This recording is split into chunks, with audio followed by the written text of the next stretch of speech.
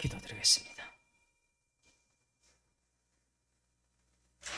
주님의 피로 저희들을 사셨기에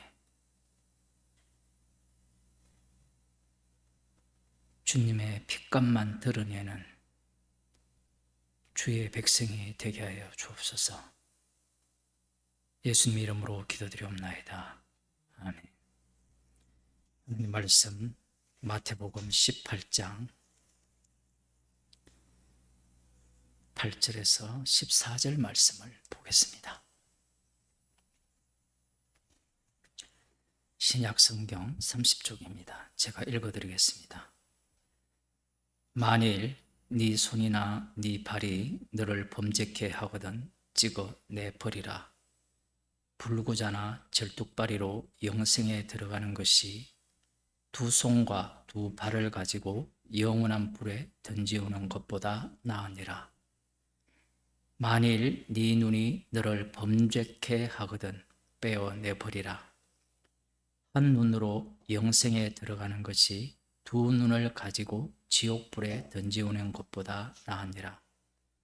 삼가 이 소자 중에 하나도 없인 여기지 말라. 너희에게 말하노니 저희 천사들이 하늘에서 하늘에 계신 내 아버지의 얼굴을 항상 배웁느니라. 너희 생각에는 어떻겠느뇨? 만일 어떤 사람이 양 100마리가 있는데 그 중에 하나가 길을 잃었으면 그 99마리를 산에 두고 가서 길 잃은 양을 찾지 않겠느냐? 진실로 너희에게 이르노니 만일 찾으면 길을 잃지 아니한 99마리보다 이것을 더 기뻐하리라. 이와 같이 이 소자 중에 하나라도 이루어지는 것은 하늘에 계신 너희 아버지의 뜻이 아니니라. 아멘. 마태복음 5장을 보겠습니다.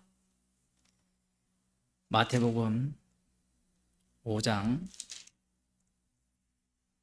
27절부터 보게 되면 예수님께서 우리가 흔히 말하는 산상설교, 십자가 복음을 전하는 내용인데요. 또 간음치 말라 하였다는 것을 너희가 들었으나 나는 너희에게 이르노니 여자를 보고 음욕을 품는 자마다 마음의 힘이 간음하였느니라. 구약 율법에 간음하지 말라 이렇게 말씀하셨죠. 여기에 대한 그 당시에 바리새인과 서기관들의 해석은 육체적 간음을 지시한다라고 확정하고 있습니다. 왜냐하면 구약 자체에서 그렇게 규정하기 때문에 그래요. 그런데 예수님께서 이 간음을 어디까지 말씀하셨느냐라고 할 때는 여자를 보고 음욕을 품는 자마다 마음이 이미 간음하였느니라. 예수님은 모든 인간을 죄인으로 규정을 해요.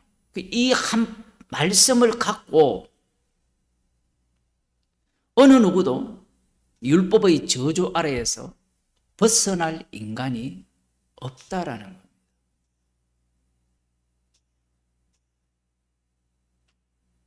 그러시면서 하시는 말씀이 만일 네 오른 눈이 너로 실족해 하거든 빼어내버리라. 네 백체 중 하나가 없어지고 온몸이 지옥에 던지우지 않는 것이 유익하며, 여기에 보면 실족해 하거든 네 오른 눈이 너를 걸려 넘어지게 한다면 그 눈을 빼버리라.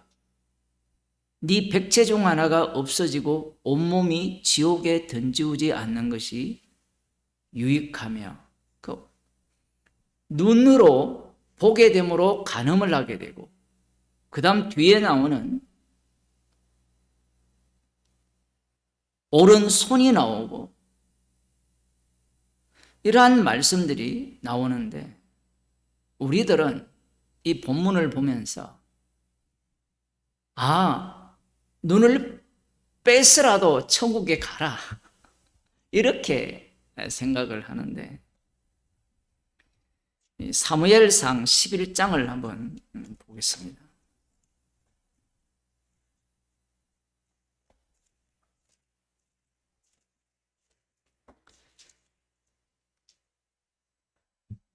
시편이나 욥기 그리고 이사야에 보면 출애굽기도 마찬가지지만 오른손이라 하면 여호와의 오른손이 먼저 등장을 합니다. 그게 출애굽기 15장 6절에서 12절을 보면 주의 오른손의 권능으로, 시편에서도 그렇게 찬양을 하거든요. 오른손으로 이스라엘을 구원을 하시는데, 이 오른이라는 오른편, 이것이 어떤 의미를 갖느냐, 나중에 오른손이 나오는데 그것부터 먼저 말씀드리면, 하나님께서 하나님의 오른손으로, 권능으로 오른손을 잡고 구원한다라는 그러한 표현이 시편 73편 23절에 나와요. 이 권능의 오른손이 오른손을 붙들고 구원을 하는데, 욥기 40장 14절을 한번 보겠습니다. 사무엘상 11장은 조금 놔두고요. 욥기 40장 6절부터 보면 여호와께서 욥에게 하시는 말씀인데, 10절 보면 너는 위엄과 종기로 스스로 꾸미며 영광과 화미를 스스로 입을지니라. 너의 넘치는 노를 쏟아서 교만한 자를 발견하여 낱낱이 낮추되 곧 모든 교만한 자를 발견하여 낮추며 악인을 그 처소에서 밟아서 그들을 함께 진토에 묻고 그 얼굴을 싸서 어둑한 곳에 둘지니라. 그리하면 네 오른손이 너를 구원할 수 있다고 내가 인정하리라. 말씀이 되게 어려운데, 앞부분부터 보면 1절부터 보면 여호와께서 또 욥에게 말씀하여 가라사대 변박하는 자가 전능자와 다투겠느냐, 하나님과 변론하는 자는 대답할지니라. 욥이 여호와께 대답하여 가로되 나는 미쳐나오니 무엇이라 주께 대답하리까. 손으로 내 입을 가릴 뿐이로소이다. 내가 한두 번 말해 사온즉 다시는 다하지도 아니하겠고 대답지도 아니하겠나이다. 여호와께서 폭풍 가운데서 욥에게 말씀하여 가라사대 너는 대장부처럼 허리를 묶고, 이렇게 말씀 나오거든요. 그 앞부분에 나오는 39장에서도 마찬가지지만 하나님의 지혜를 네가 아느냐, 아무것도 모르지 않느냐, 만일 그러하다면 네 오른손이 너를 구원할 수 있다고 내가 인정하겠다, 이렇게 이야기를 해요. 하나님의 권능의 오른손은 유대인들에게도 똑같이, 이스라엘 백성들에게도 똑같이 긍정적인 오른손이 됩니다. 그래서 왼손잡이 애국 같은 경우에는 부정성을 담고 있어요. 그 병신 같은 놈이 이스라엘을 구원했다라는 거예요. 왼손잡이 에훗이 이스라엘을 구원했다라는 것은. 그러한 어떤 내용을 담고 있습니다. 사무엘상 11장을 보면 암몬 사람 나하스가 올라와서 길랏 야베스를 대하여 진침해 야베스 모든 사람이 나하스에게 이르되 우리와 언약하자. 그리하면 우리가 너를 섬기리라. 이 길랏 야베스에 누가 사느냐? 요즘 우리가 민수기를 보고 있죠. 이 동네 길랏 야베스는 요단 동편 땅입니다. 약속의 땅이 아니죠. 거기에는 갓, 로벤, 므낫세 반지파가 살아요. 뭐 주로 갓지파가 산다 이렇게 말을 할 수 있겠지만, 어쨌든 그들에 대하여 이 암몬 사람 나하스가 싸우려고 진을 치니까 그들이 먼저 우리와 언약하자. 하나님의 백성들이, 약속의 땅을 차지했던 사람들이, 그 후손들이 이 할례도 받지 않는 이방 나라 왕에게 언약을 맺자라고 그렇게 간청을 한 거죠. 힘이 있으면 언약하자 하겠습니까? 먼저. 그죠? 힘이 있다면 한번 싸워보자. 민수기 때처럼 그 정도로 힘이 있다면 붙어볼 만한데, 지금 이미 이 이스라엘의 상황은 사사시대에 있거든요. 이 시대에 벌써 소견에 옳은 대로 행하는 그런 시절이었고, 자신들이 약속의 땅을 기업으로 받은 그것을 자신들이 요구를 했거든요. 그것을 지킬 힘도 없는 상태가 되었다라는 겁니다. 그런 상태가 되었다라는 것은 하나님의 율법을 멸시했다라는 거예요. 소견에 옳은 대로 했다라는 겁니다. 여기에 대해서 암몬 사람 2절, 나아서가 그들에게 이르되 내가 너희 오른 눈을 다 빼어야 너희가 언약하리라. 내가 온 이스라엘을 이같이 모욕하리라. 오른 눈을 뺀다라는 것은 어떤 의미를 갖고 있어요?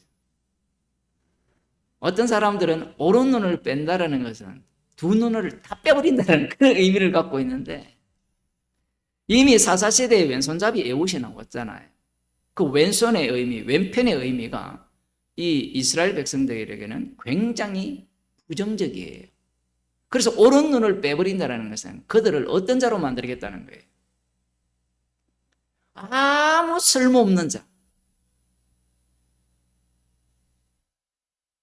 그들에게 철저하게 종노릇하는 그러한 모습으로 만들겠다라는 것이, 오른 눈을 다 빼겠다라는 그러한 식으로 말을 하는 거예요. 예수님께서 마태복음 5장에서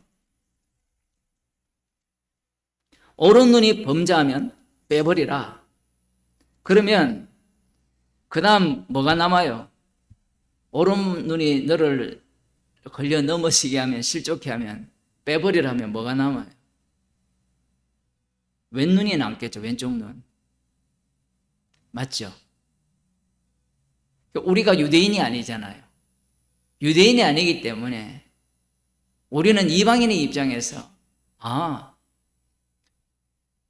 백체 중 하나가 없어지고 온몸이 지옥에 던지우지 않는 것이 유익하다라고 하면, 이방인들은 그냥 당연하죠. 그런데 유대인들의 입장에서 이런 말을 하면, 오른 눈을 빼버리면 뭐가 돼요? 나의 나다움이 사라집니다. 나의 나다움이 사라지고 천국 간다는 건 원치 않아요. 제가 지금 과하게 해석하는 게 아니에요. 인간이 오른 눈을 빼서 이 애꾸 눈으로 천국을 가겠다라고 할 때는 나의 가치를 인정받는 상태에서 가겠다라는 건데, 예수님의 말씀은 앞서서 마음으로 간음한 것이 간음했다라고 할 때 우리는 많이 들었고, 예수님의 말씀이니까 그럴 수 있다라고 하지만, 율법을 지키는 자들, 말씀대로 순종하는 그들의 입장에서는 해도 너무하다는 거예요. 해도 너무하다.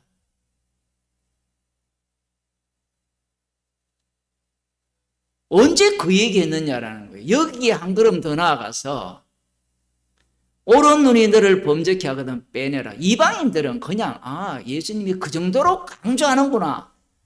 예수님의 말씀은요, 이런 말씀을 던지심으로 말미암아 마음속에 음욕을 품는 자마다 간음했기 때문에, 지금 뒤에 한번 보세요. 오른 눈이 범죄했을 때 어디가 문제 있습니까? 마음이 문제잖아요. 눈을 뺀다고 사람이 생각이 사라집니까? 눈 감아보세요. 눈 감아보면 눈 없다 치면 생각이 사라지느냐 이 얘기예요. 사라지지 않아요. 예수님의 말씀을 못 알아듣는 겁니다. 오늘날 목사들도 그렇고 교인들도 그렇고 여기에 나오는 제자들도 마찬가지고요.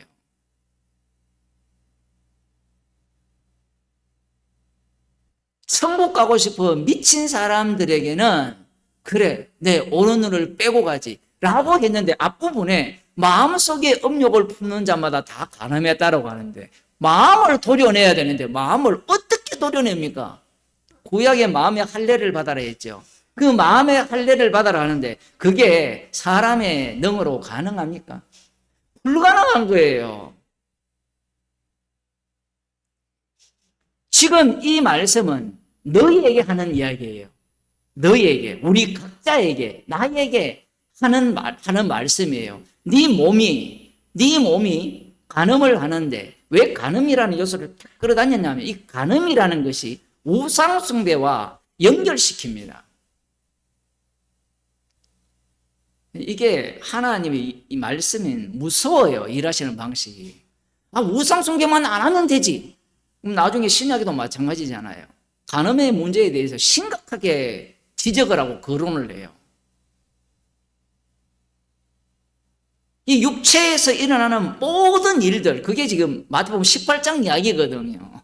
18장으로 가면 이 마태복음 5장에서 하는 말씀의 그 심각성을 고스란히 담고 있어요. 그 다음 하시는 말씀이 만일 네 오른손이 너를 실족해 하거든 찍어내버리라. 네 백체 중 하나가 없어지고 온몸이 지옥에 던지우지 않는 것이 유익하니라.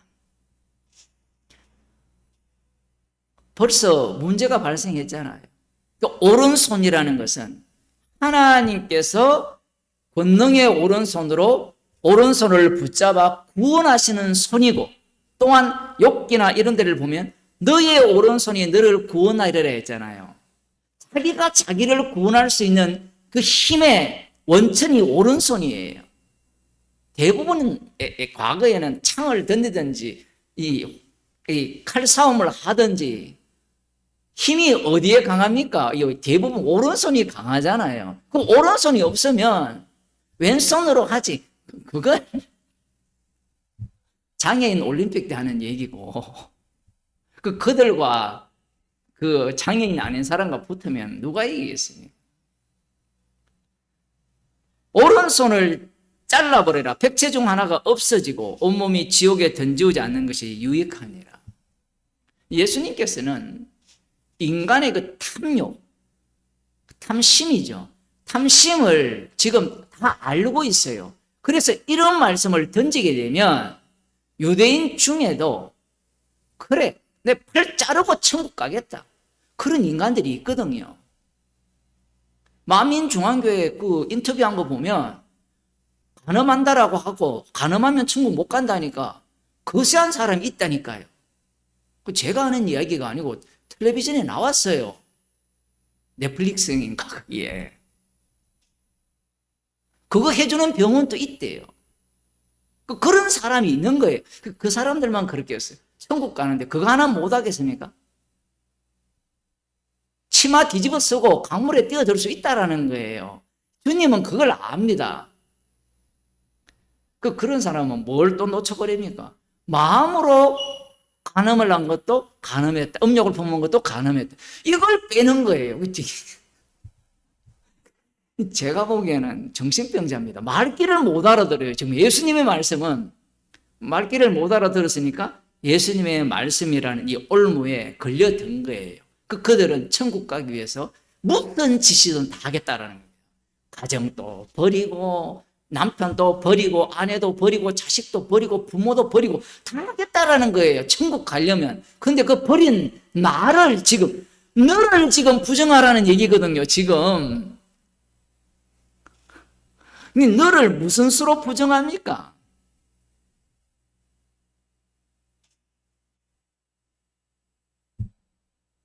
여기에서는 마태복음 5장에서는 우리 각자에게 너에게 말씀하시면서 오른 눈, 오른 손을 말씀하셨어요. 그런데 마태복음 18장으로 넘어오면 예수님의 말씀은 누구에게 하시는 말씀이냐? 성도에게 하는 말씀입니다. 성도들에게, 성령 받은 자들에게 하는 말씀이에요. 또한 성도 아닌 자에게도 해당되는 말씀이고요. 이 두 가지 요소가 같이 담겨 있는데 실족하는 일이 없을 수는 없으나 실족해 하는 그 사람에게는 화가 있도다.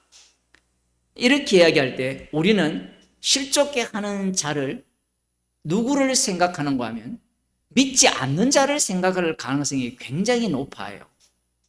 왜냐하면 나 믿는 자를 영접하면이라고 표현을 했잖아요.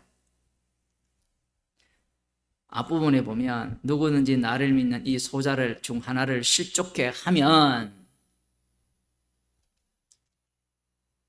나를 믿는 자가 소자잖아요. 예수님을 믿는 자가 소자고 그 소자를 실족해 하는 자라면 누구냐 이 얘기예요. 그 소자를 실족해 하는 자가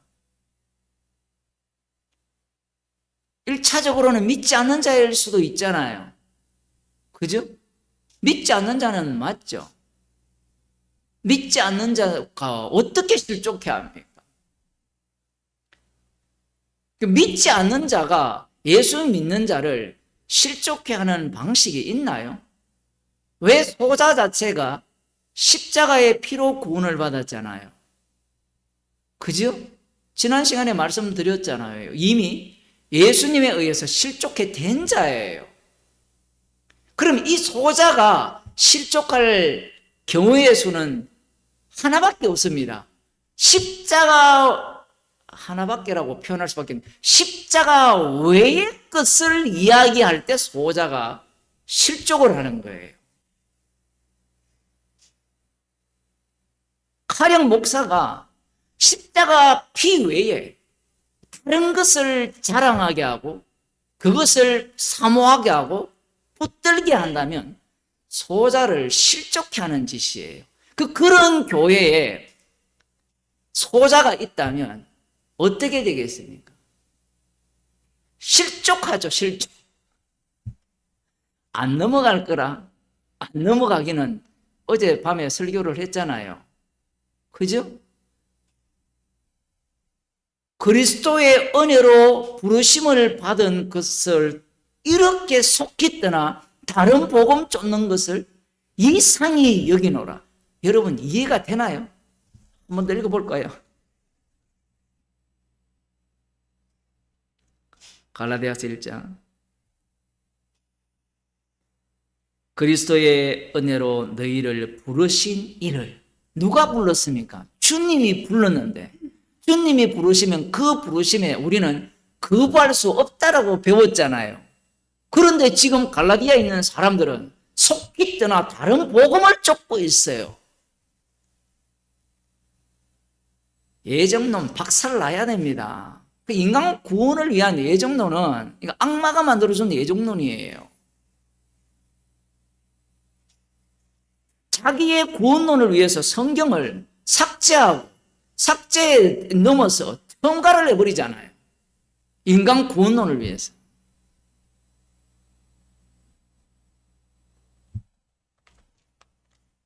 이들이 바로 이런 모습이에요. 나를 믿는 이 소자를 실족해 하는. 여기에 18절을 보면, 18장 8절을 보면 네 손이나 네 발이 너를 범죄케 하거든 찍어 내버리라. 불구자나 절뚝발이로 영생에 들어가는 것이 두 손과 두 발을 가지고 영원한 불에 던지우는 것보다 나으니라. 마태복음 5장과 굉장히 비슷한데 마태복음 5장은 내가 나에게 걸려 넘어지게 하는 그 원인인 오른 눈이나 오른 손을 말씀을 하셨다면 여기에서는 내가 소자를 실족해 하는 경우에 있어서 네 오른손이 아니고 이제는 네 손, 양손, 인간의 온몸을 이야기하죠. 네 손이나 네 발이 너를 범죄케 하거든 찍어 내버리라. 불구자나 절뚝발이로 영생에 들어가는 것이 두 손과 두 발을 가지고 영원한 불에 던지우는 것보다 나으니라. 그런데 손과 발의 행동은 어디에서 나옵니까? 이 마태복음 5장을 기억하고 있어요. 마음에서 나오죠. 그거 찍어낸다고 천국 갈 수 있나요? 상대를 실족하지 않게 할 수 있나요? 입을 도려내야 돼. 입을 막아. 입을 꼬매야 돼. 이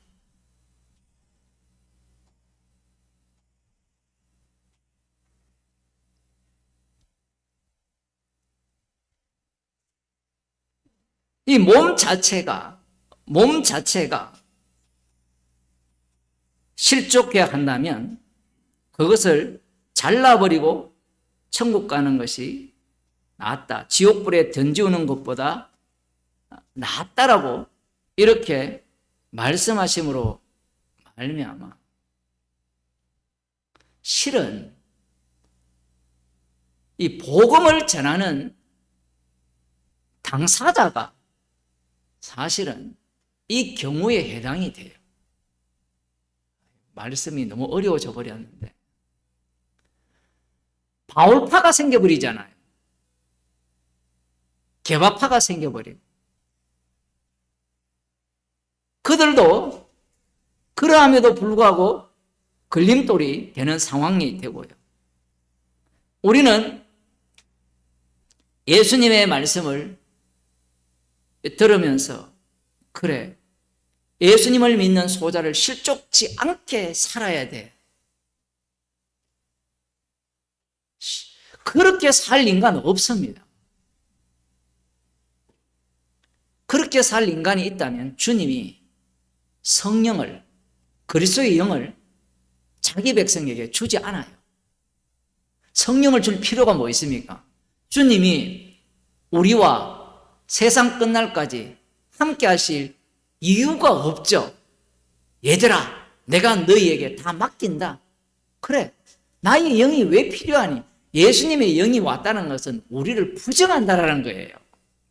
로마서 8장에 가면 성령도 예수 그리스도도 히브리서에도 나오지만 우리가 빌 바를 알지 못하고 이 마음대로 빌고 있잖아요. 그 주님의 기도로 계속해서 성도는 구원을 이루고 가는 겁니다. 영원한 대제사장, 그분이 지금도 하늘 우편에서 우리를 위해 간구하신다는 것은 우리는 결코 이 말씀을 따라서 소자를 실족치 않게 할 수 있는 그런 능력이 없다라는 겁니다. 만일에 그러하다면 주님의 기도의 응답이에요. 우리는 또 탐심이 나잖아요. 주님의 기도하시고 밀어주시고 내가 하는 걸로. 그렇게 안 돼요. 그게 그렇게 하게 되면 결국은 내가 했다가 되겠죠.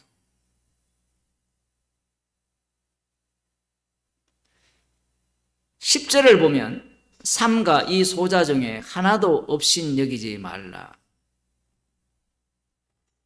너희에게 말하노니 저희 천사들이 하늘에 계신 내 아버지의 얼굴을 항상 배우느니라.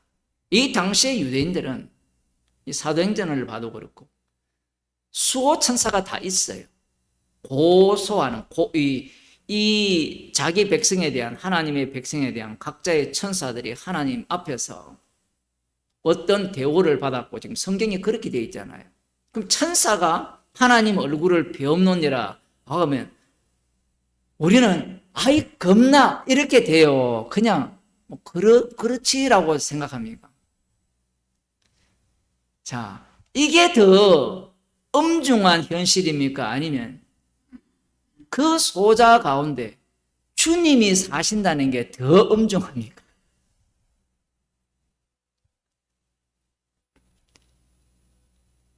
지금 이 소자가 천사들이 보고하기 때문에 네가 소자에게 어떻게 해야 되느냐, 제대로 대우를 해라, 실족지 않게 해라, 지금 그렇게 생각할 수 있잖아요. 지금 그 얘기가 아닙니다.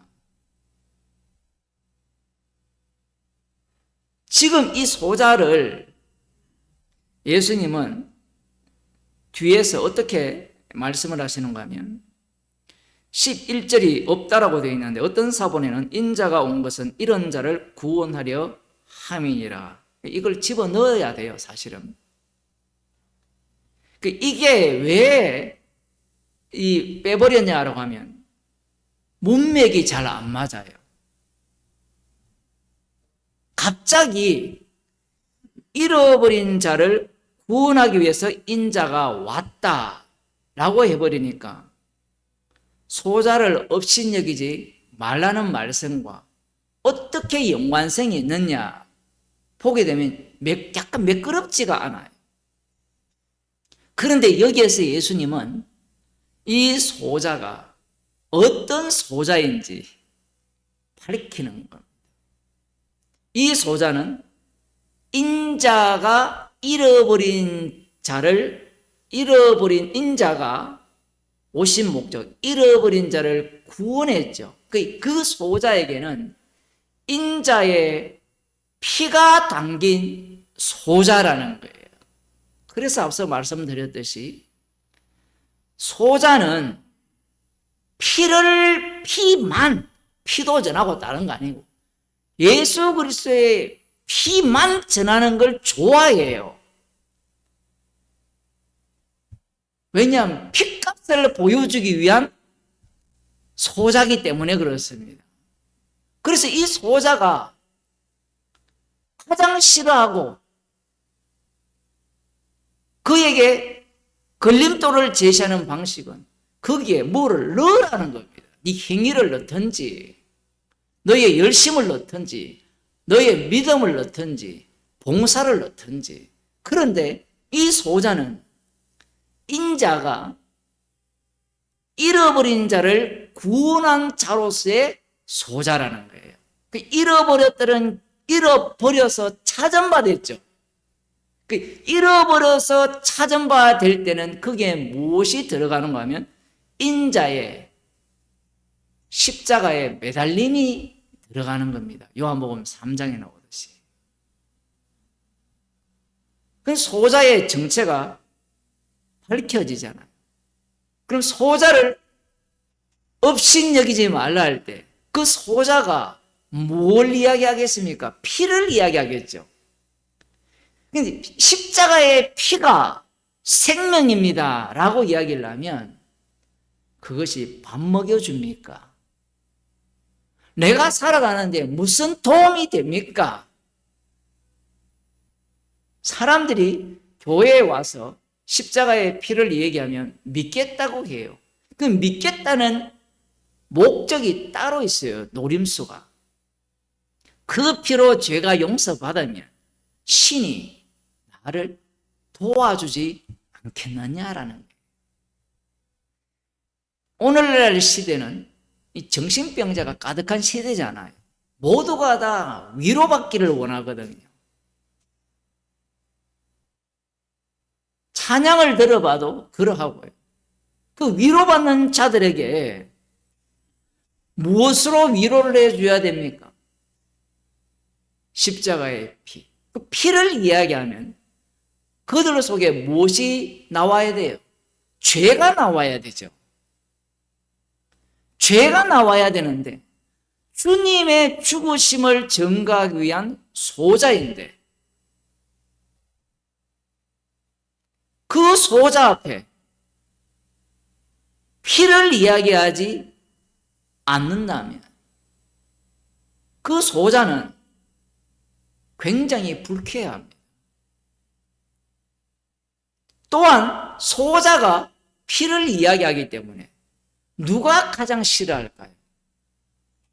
사도행전에 보면 누가 가장 싫어합니까? 사도행전을 잘 봐야 돼요. 소자들이 누굽니까? 사도들이잖아요. 그죠? 왜 소자입니까? 예수님을 믿기 때문에. 피를 증거하기 때문에 소자죠. 근데 그 소자를 누가 가장 싫어합니까? 여호와 하나님을 믿는 자들이 가장 싫어해요.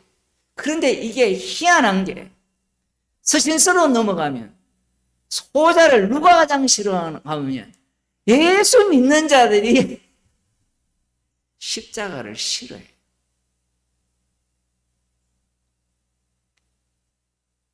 주님이 이런 구조로 우리를 다루시는 겁니다. 교회가 먼저 이 말씀의 현장이 되도록 주님이 조치하신 거예요. 피를 이야기하기 때문에 사람들이 거부를 하고, 또한 이 교회에 들어와서는 피만 이야기를 하면 어떻습니까? 피만 이야기하면 재미가 없잖아요. 사람이라는 것이 뭔가 잘 되는 것도 있어야 되고 긍정적인 요소들도 들어와야 되고, 맨날 십자가 이야기하면 죄만 나오니까 그런 부정적인 사고는 버려라고 하겠죠.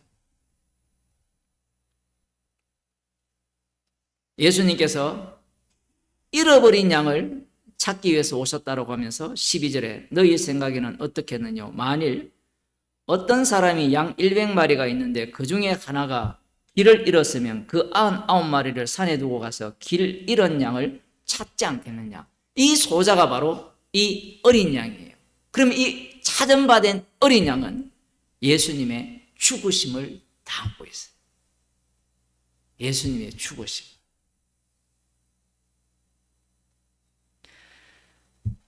그런데 이 13절에 보면 진실로 너희에게 이르노니 만일 찾으면 길을 잃지 아니한 99마리보다 이것을 더 기뻐하리라.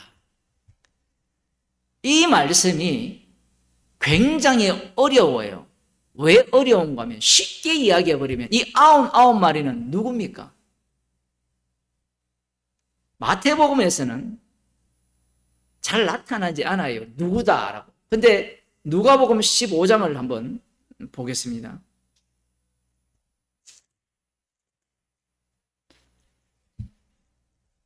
모든 세리와 죄인들이 이 말씀을 들으러 가까이 나오니 바리새인과 서기관들이 원망하여 가로되 이 사람이 죄인을 영접하고 음식을 같이 먹는다 하더라. 여기에 비유로 양 100마리가 있는데 하나를 잃으면 99마리를 덜에 두고 그 잃은 양을 찾도록 찾아다니지 아니하였느냐. 또 찾은 적 즐거워 어깨에 메고 집에 와서 그 벗과 이웃을 불러 모으고 말하되 나와 함께 즐기자. 나의 잃은 양을 찾았노라 하리라.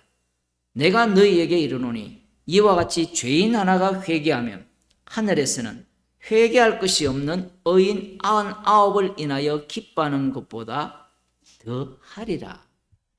말씀이 이것도 어려워요. 자, 죄인 천국에서 기뻐하는 것은 죄인 하나가 회개하는 겁니까? 아니면 의인 99을 기뻐하는 겁니까? 의인 99도 기뻐할까요?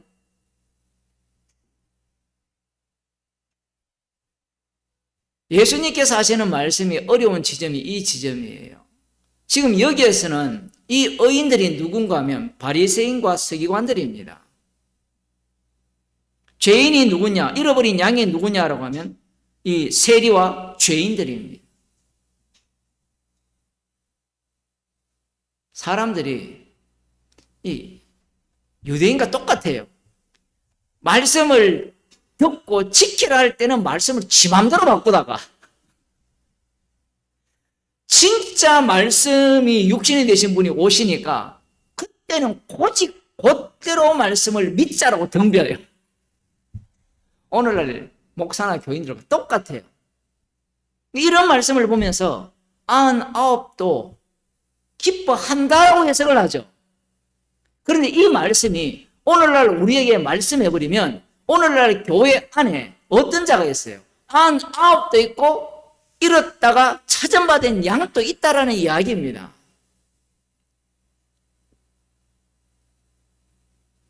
제가 너무 심각한 얘기를 할지 모르지만 지금 예수님의 말씀은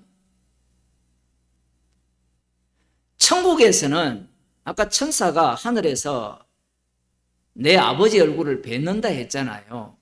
지금 이 소자가 누구냐 하면 주님이 동행하는 인물이에요.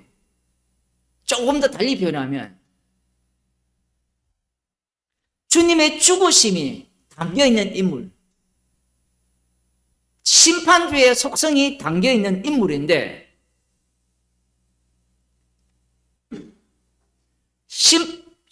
주님의 죽으심이 없는 자는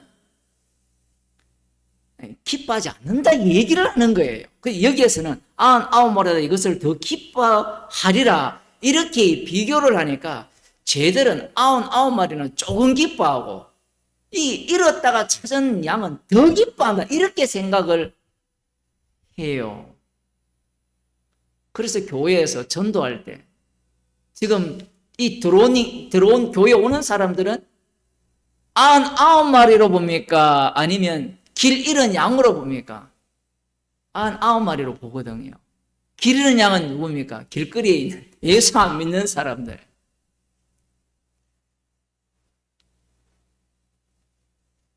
주일날 집에 가는데 그 공원에 보니까 집에 있으면 온갖 소리가 다 들리거든요.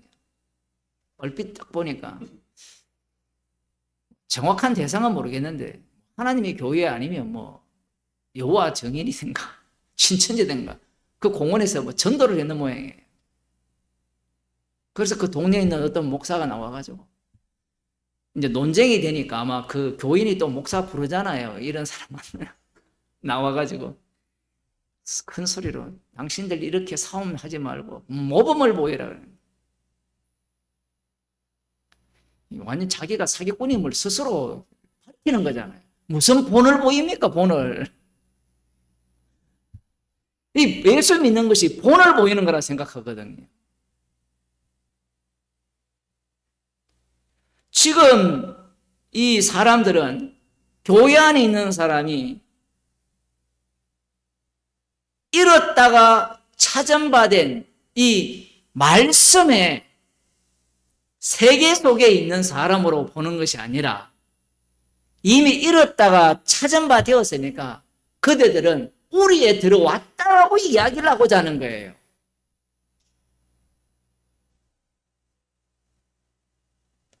만일에 그 속에 잃었다가 찾은 바 된 자가 있다면 그렇게 만일에 가르친다면 가만 안 있겠죠. 왜? 이미 그렇게 되어버리면 교회는 무엇이 제거된 거예요? 십자가가 제거된 겁니다. 그런 곳에 그분이 왜 십자가를 자랑하지 않고 십자가만 전하지 않습니까? 라고 하면 상대가 뭐라 하겠습니까? 우리는 다 뗐다. 아직도 십자가냐 그 얘기거든요. 그들의 논리는.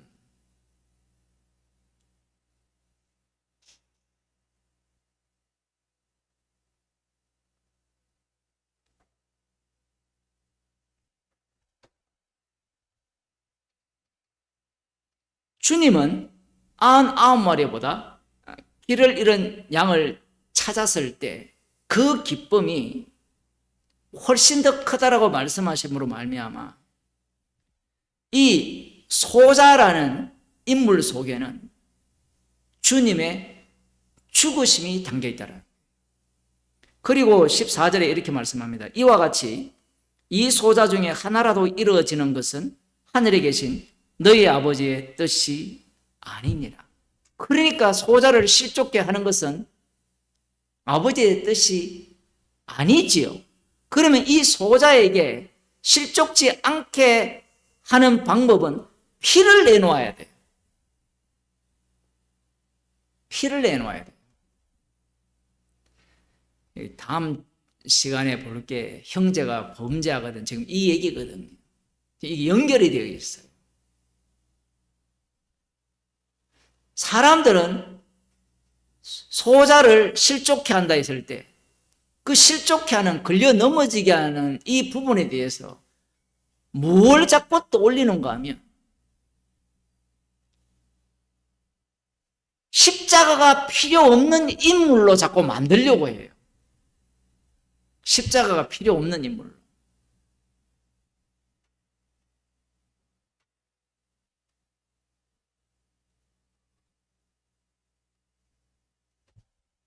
주님은 이 소자들은 주님께서 십자가에서 다 이루신 자들이에요. 이미 창세전에 그리스도 안에서 택함을 받은 자. 그런 자들에게 나올 수 있는 것은, 그런 자들이 증거하는 것은 십자가 피뿐이에요. 그런데 문제가 뭐냐라고 하면 지금 그런 자들이 모이게 되면 어떤 사태가 발생하게 되는가 하면 나는 잃었다가 찾았다라고 자꾸 생각을 해요. 말은 맞잖아요. 찾은 바 되었기 때문에 무엇을 계속 지속적으로 유지해야 돼요? 어떻게 찾았는가를 증거하려면 잃어버린 그 상태를 유지를 해야 돼요. 그건 우리가 할 일은 아니지만 주께서 그런 사태로, 상황으로 계속 내몰아가는 거거든요.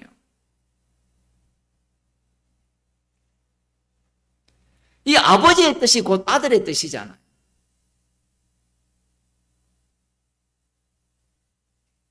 그래서 주님께서는 지금 이러한 소자를 걸려 넘어지게 하는 것은 지옥불에 던지는 것과 동일하다라.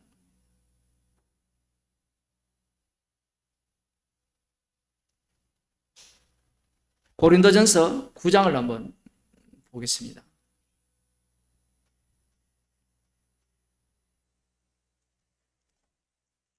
(9장 16절을) 보면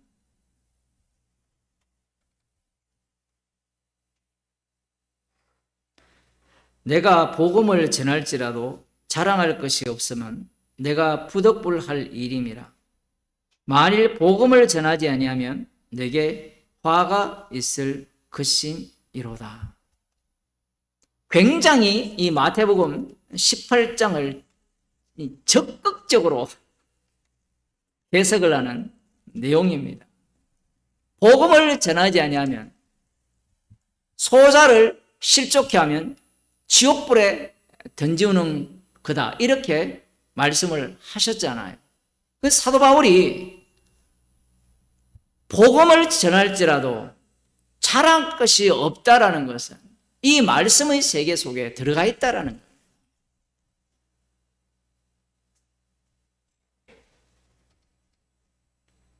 복음을 전하지 않으면 왜 저주를 받습니까? 왜 저주를 받아요?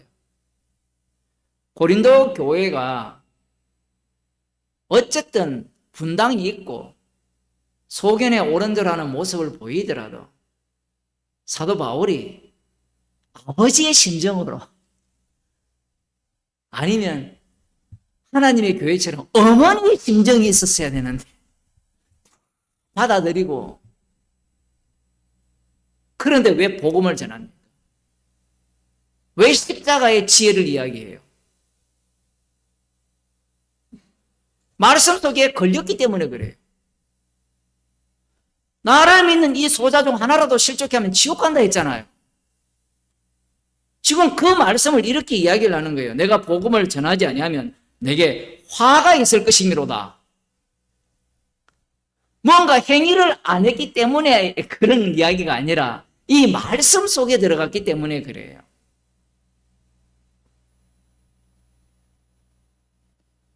우리 같으면 사도 바울 정도 되면 나름대로 자기가 교회를 얼마나 많이 세웠습니까? 이런 소리 할 필요가 있나요? 이미 복음을 다 들었는데 왜 또 복음을 전합니까?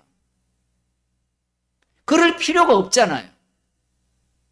복음을 안 전하는 것이 지금 고린도에 있는 성도들을 실족케 하는 거예요.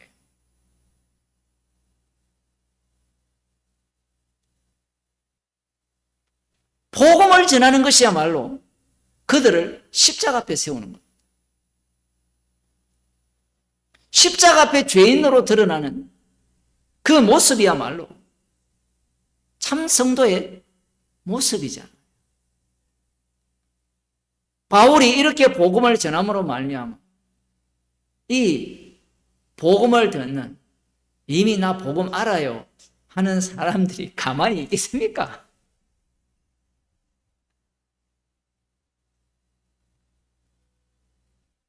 우리 자신들도 한번 생각해 보세요.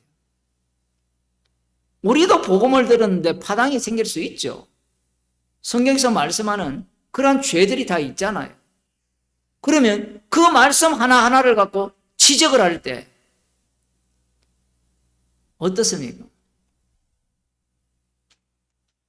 물론 성도들은 그 말씀 앞에 책망을 받으면서 십자가 앞으로 나오겠죠. 그것이 바로 실족해 하지 않는 그러한 성도의 모습인 거예요. 십자가만 이야기를 해야 되는데 십자가 얘기 그만하고 지금 십자가를 이야기하기 위해서 모든 인간의 삶에 이 모든 손과 발과 말과 행동 모든 것들을 다 끄집어내거든요. 서신서에 가면 그걸 다 끄집어냅니다. 다 끄집어내어서 실족지 않도록 십자가의 지혜를 증가하는 거예요. 기도하겠습니다. 하나님 아버지, 주님의 죽으심이 고스란히 담겨있는 소자이기에 이 소자를 대하는 방식은 십자가의 피뿌림을 저희들에게 알려주심을 감사드립니다. 주의 말씀에 합류당하여서